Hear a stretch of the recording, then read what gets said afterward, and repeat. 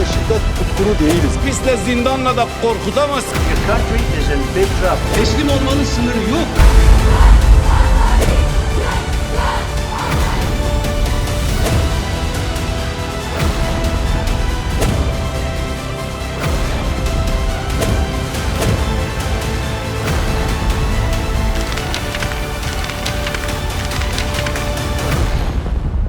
On the 15th of May, Kurdish Language Day prompted widespread demonstrations and declarations across Turkey, as civil society and political actors renewed calls for Kurdish to be recognized as an official and educational language within the framework of an emerging peace process.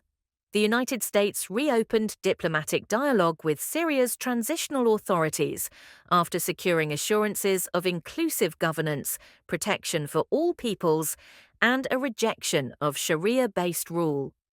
The Freedom for Öcalan UK trade union campaign has welcomed the PKK's decision to disarm and dissolve, urging Turkey to act on peace and reconciliation with legal reforms and the release of Abdullah Öcalan. A dramatic shift is unfolding in South Asia as Baloch nationalist leader Medya Baloch has declared independence from Pakistan, reigniting the decades-old struggle for a free Balochistan. Learn more with Medya News. Kurdish Language Day, observed annually on the 15th of May, was commemorated throughout Turkey with an array of political, cultural and grassroots events calling for formal recognition of Kurdish in education and public life. The occasion mobilized political parties, human rights organizations and community groups across a wide range of cities, from metropolitan centers to Kurdish majority regions. Statements released by the Democratic Regions Party, or DBP, the People's Equality and Democracy, or DM Party, the Human Rights Association, or IHD, and the Kurdistan National Congress, or KNK, collectively framed the absence of Kurdish in public policy as a legacy of cultural repression. These groups underscored that constitutional reforms should guarantee linguistic rights and reflect the multicultural reality of Turkey.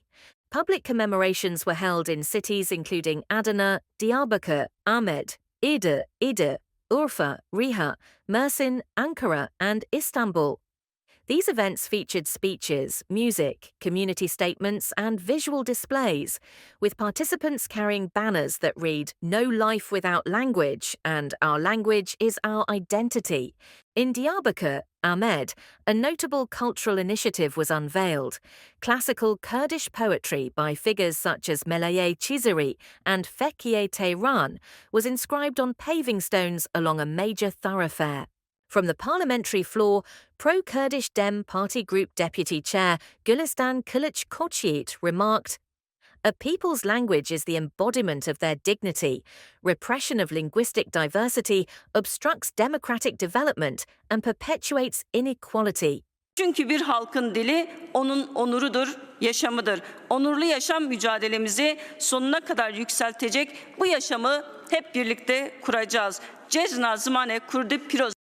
Kurdish political actors and civil society organizations are now placing increased pressure on the Turkish government to abandon restrictive policies and embrace a model of inclusive governance. Within the scope of the peace process, launched in October 2024, they assert that cultural recognition must be prioritized.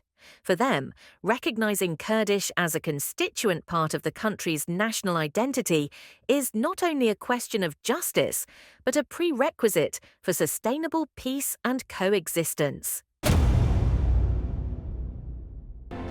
The United States reopened diplomatic dialogue with Syria's transitional authorities after securing assurances of inclusive governance, protection for all peoples, and a rejection of Sharia-based rule.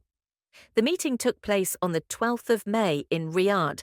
Speaking to Lebanese media, Deputy Special Envoy Morgan Ortagus confirmed that the US had delivered a detailed list of demands to Syria's interim government months ago.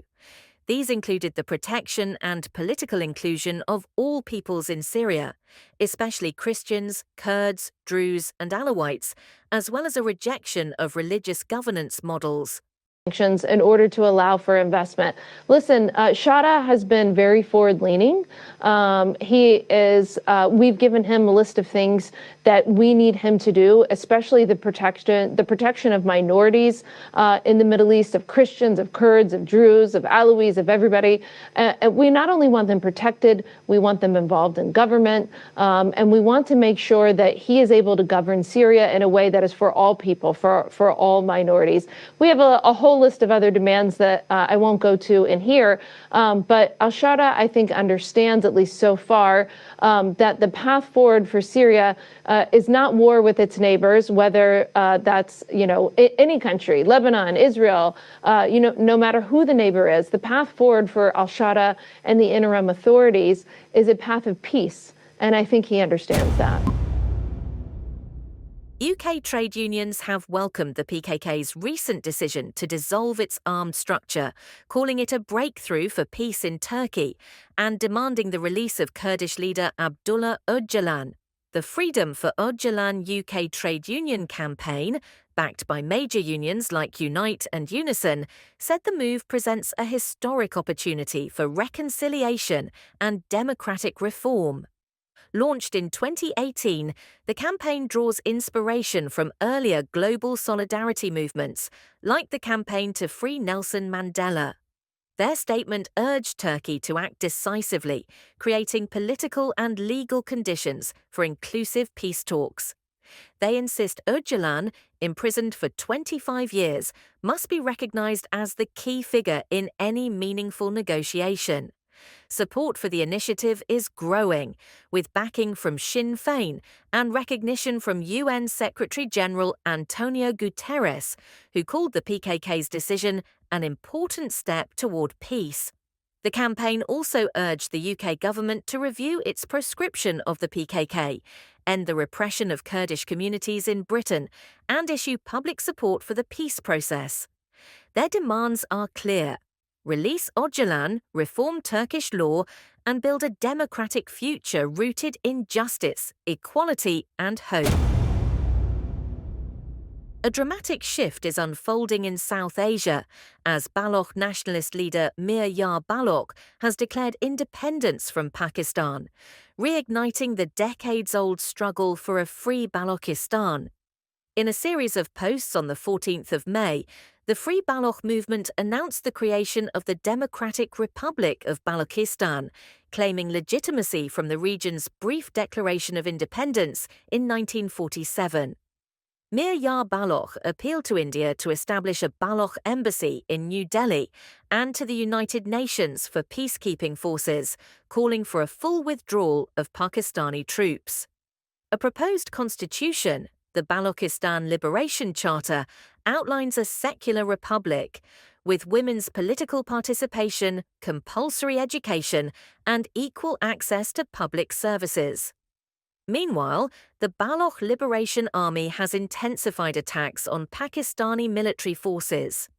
In a new statement, they announced a new order, aligning themselves with India's struggle against Pakistan, though rejecting claims of being an Indian proxy. As regional tensions grow, former Pakistani Prime Minister Shahid Khaqan Abbasi admitted Pakistan is no longer in control of Balochistan. Whether international actors respond remains uncertain, but the call for Baloch independence has entered a bold new phase. Medya News Daily Review. Biz burada şiddet tutkunu değiliz. Biz de zindanla da korkutamazsın. Your country is in big trouble. Teslim olmanın sınırı yok.